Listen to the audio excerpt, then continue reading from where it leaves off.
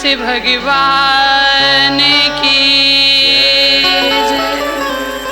बोलो श्री कृष्ण भगवान की जय। बोलो राधा रानी सरकार की जय। बोलो वृंदावन धाम की जय। बोलो संत समाज की जय। बोलो भक्त और भगवान की जय। जय श्री राधे, जय जय श्री राधे, जय जय श्री राधे श्याम।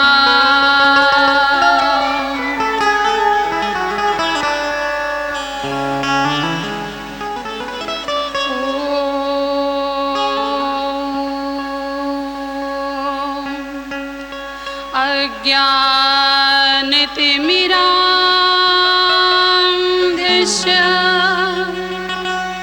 ज्ञानाञ्जनशलाकया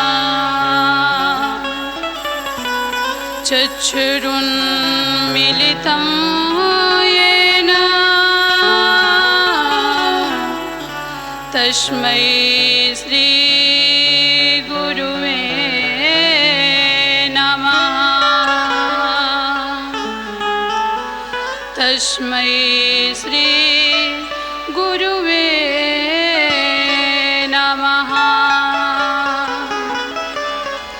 हे कृष्ण करुणा सिंधु दीनबंधु जगत्पते गोपेश गोपिका कांत राधा कांत नमोस्तुते।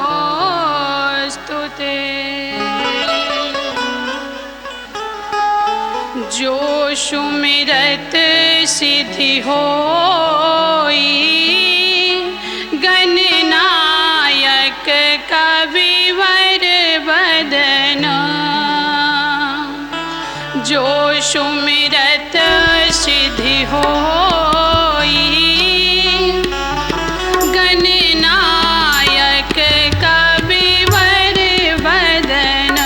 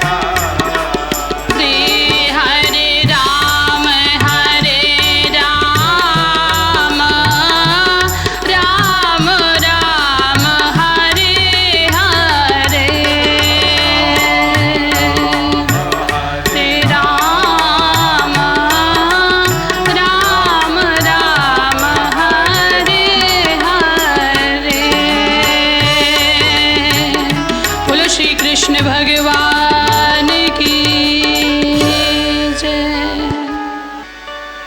कुछ क्षण भगवान नाम संकीर्तन, जो कि मनुष्य का परम धर्म बनता है कि इस संसार में आकर के, इस जगत में आकर के और भगवान की कृपा का पात्र बनने रहने के लिए संकीर्तन का या भगवान का नाम लेने के लिए अति आवश्यक है। इसलिए आइए कुछ क्षण भगवान नाम संकीर्तन करें। हे गोपाल कृष्ण गोविंद गोविंद, हे गोपाल कृष्ण गोविंद गोविंद, हे गोपाल राधे कृष्ण गोविंद, हे गोपाल राधे कृष्ण गोविंद गोविंद,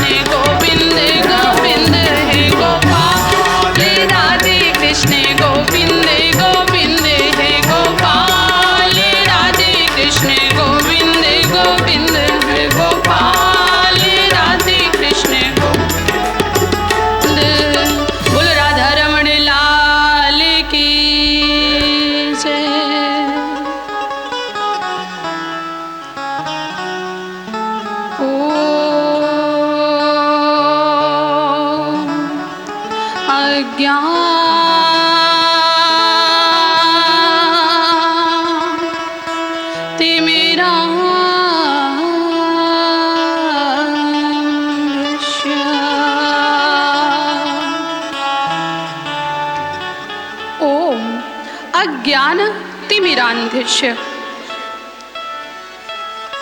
मनुष्य का सबसे बड़ा शत्रु कौन है?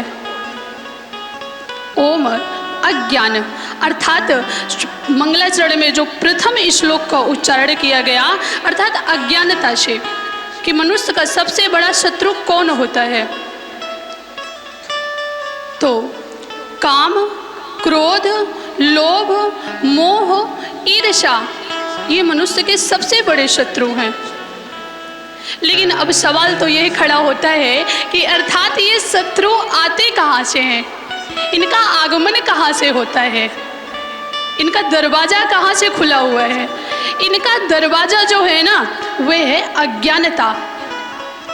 अज्ञानता के कारण ही मनुष्य इन सब अवगुणों का शिकार हुआ करता है। लेकिन काम है ना, क्रोध है, काम की भी एक सीमा है। एक क्रोध की, यदि कहे कि क्रोध जरूरी नहीं है, क्रोध जरूरी है, ये मैं नहीं बल्कि अवधेशा गिरिनंदन जी महाराज जो कि महामंडलेश्वरी हैं, श्री राजेश्वरानंद जी महाराज, इन सब के वचन हैं कि क्रोध भी जरूरी है। लेकिन कितना, कब जरूरी है? जब मानिए घर का कोई मुखिया है, घर का कोई मुखिया है तो बच्चों को डराने के लिए कुछ ना कुछ तो क्रोध जरूरी है ना। यदि क्रोध ना होगा तो बच्चे फिर डरेंगे कैसे? घर वहां पर बिगड़ने का समय आ जाएगा ना। इसलिए क्रोध का होना भी जरूरी है। लेकिन अति किसी भी चीज की हानिकारक होती है। तो यह क्रोध, लोभ भी चर्चा करें तो लोग वहां इकट्ठा कर करके रखते रहते हैं। ये नहीं है कि इकट्ठा करके रखना नहीं है, लेकिन उसकी भी कोई सीमा है। अति, निष्कर्ष ये है कि अति है ना वो हानिकारक है। ओम अज्ञान तिमिरांधस्य, तो यह आते कहाँ से हैं? अज्ञानता से। अच्छा एक बात कहें कि क्रोध जब कोई व्यक्ति करता है तो दूसरा कारण यह भी है, जो अधिक क्रोध करता है तो उसका कारण यह होता है कि वह कहीं ना कहीं असफल है। असफलता के कारण, विफलता के कारण जब वह बार बार संभलता है और फिर गिरता है, फिर संभलता है, फिर गिरता है, तो अंतोगत्वा जब बार बार वह विफल होता रहता है तो उसके अंदर चिड़चिड़ापन हो जाता है, वह झुंझलाने लगता है। इसलिए मैं आपसे व्यास मंच से करबद्ध होकर के निवेदन करूंगी कि जब कोई आपके समक्ष क्रोध करे ना तो डायरेक्ट उस पर हावी मत हो जाना कि आप डायरेक्ट उस पर क्रोध करने लग जाए। ना, उस पे पहले आपको अंतरात्मा में झांक करके देखना है, उसकी हिस्ट्री को जानना है कि अर्थात कहीं ये अंदर से दुखी तो नहीं है, कहीं हारा हुआ व्यक्ति तो नहीं है, कहीं ऐसा तो नहीं है कि इस संसार में जिस व्यक्ति का ये हाथ पकड़ा है, जिस व्यक्ति से ये सहारा मांगा है, तो कहीं ऐसा तो नहीं कि विश्वास किया, उस पे आशा किया और वह छोड़ करके, उसे बिलखता हुआ छोड़ करके बीच में धोखा दे करके चला गया। क्रोध आने का यह भी तो कारण है ना। तो व्यक्ति पे क्रोध करने से पहले उसके अंतरात्मा को झांकना है कि यह कहीं संसार से ठेस खाया हुआ दुखी प्राणी तो नहीं है। दूसरी बात, क्रोध जब कभी भी आता है तो वह कभी आपको फायदा दे करके नहीं जाएगा, लाभ दे करके नहीं जाएगा, बल्कि कुछ ना कुछ आपको हानि ही प्रदान करेगा। और क्रोध कभी भी आपको सीधा चलना नहीं सिखाता, बल्कि अकड़ के चलना सिखाता है। ओहो मैं हूँ मैं। क्रोध में कभी देखना, ओहो मेरे से कोई टकरा के तो देखे, चूर चूर ना कर दूँ तो कहना ये क्या है, वह नहीं बोल रहा बल्कि उसका क्रोध बोल रहा है, क्रोध है। लेकिन जब कोई विफल होता है तो लोग बाग कितना भी परिश्रम कर लें, लेकिन इस संसार में विनम्रता, निवेदन, झुक करके चलना बहुत ज़रूरी है। ये नहीं कोई पेपर में कोई परीक्षा देने गया, अब फेल होकर के आ गया, उसके साथ साथ में यदि और कहीं आगे जा रहा है और वही कहीं विफल हो रहा है तो एक कारण और बन सकता है कि कहीं उसे क्रोध तो नहीं आता ज़्यादा। क्योंकि कहा जाता है, राधे, कहा जाता है कि कलम तभी अच्छा लिख सकती है, कहा जाता है कि कलम तभी अच्छा लिख सकती है जब उसे झुक कर के चलाया जाए। यही हाल इंसान का हुआ करता है। हाँ, अब वृंदावन में बहुत लोग होंगे, ओहो बोलेंगे क्या, राधे राधे, बस डायरेक्ट राधे राधे। ऐसा क्यों? अरे थोड़ा सा हाथ जोड़ लेंगे ना, ओहो भैया जी राधे राधे, माता जी राधे राधे, तो इससे ना अंदर जो कुछ चल भी रहा होगा ना तो ये सही हो जाएगा। ओहो इतनी अच्छी बच्ची है, बेचारी देखो तो करबद्ध होकर के हाथ जोड़ करके और हमसे विनती ऐसे राधे राधे कर रही हैं, और हम इसके पद क्या सोच रहे हैं। तो बात तो ये है ना कि विनम्रता जरूरी है। हाँ, कौन सा शब्द कब बोलना है, शब्द पे चर्चा करें तो शब्द भी एक तरह का भोजन है। किस समय कौन सा शब्द परोसना है, किस समय कौन सा शब्द परोसना है, यदि व्यक्ति यह समझ गया तो इससे बढ़िया जिंदगी में कोई रसोइया ही नहीं है। हाँ, नाम के साथ जी और रोटी के साथ घी बड़ा ही अच्छा होता है महाराज, दिल जीतने का। हाँ, यदि रोटी में घी लगा लो ना, रोटी में घी लगा लो तो 2 रोटी जहाँ पर खाना को वहाँ 4 रोटी खा लोगे, और जहाँ पर कोई जी बोल दिया तो महाराज जहाँ पर 10 मिनट बैठना है तो 15 मिनट बैठ लोगे। तो सम्मान करना, क्रोध, क्रोध का त्याग करो। क्रोध में व्यक्ति अधिक से अधिक विवेक शून्य हो जाते हैं। उसका विवेक है ना, उस समय जब क्रोध आता है तो व्यक्ति अपना विवेक खो बैठता है और फिर यह निर्णय नहीं ले पाता कि अर्थात हमें क्या करना है, क्या उचित है, क्या अनुचित है, क्या ध्येय है, क्या अध्येय है, क्या सही है, क्या गलत है। इन चीजों का निर्णय नहीं कर पाता। लेकिन एक बात कहूं महाराज, यदि परमात्मा चाहे ले तो परमात्मा से अछूता क्या है। परमात्मा यदि चाहे ले कि ओहो इसे आज नहीं कल पक्का उठा देना है, ऐसा उठाना है महाराज कि इसका संसार में नाम हो जाए, तो एक क्षण भी नहीं लगेगा। इसलिए हम सभी परमात्मा से करबद्ध होकर के प्रार्थना करेंगे कि हे प्रभु, हे परमात्मा, आपसे कुछ भी अछूता नहीं है इस संसार में।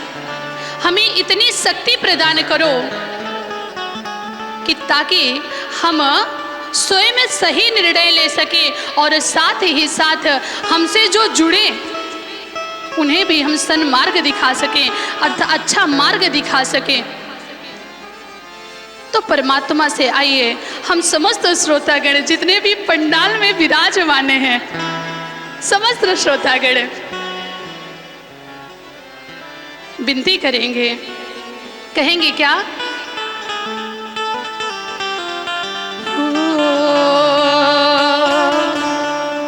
वही शक्ति हमें दो दयानी दे, वही शक्ति हमें दो दयानी दे, करता मार्ग पर डट जावे, वह शक्ति हमें दो दयानी दे, करता मार्ग पर डट जावे, वह शक्ति हमें दो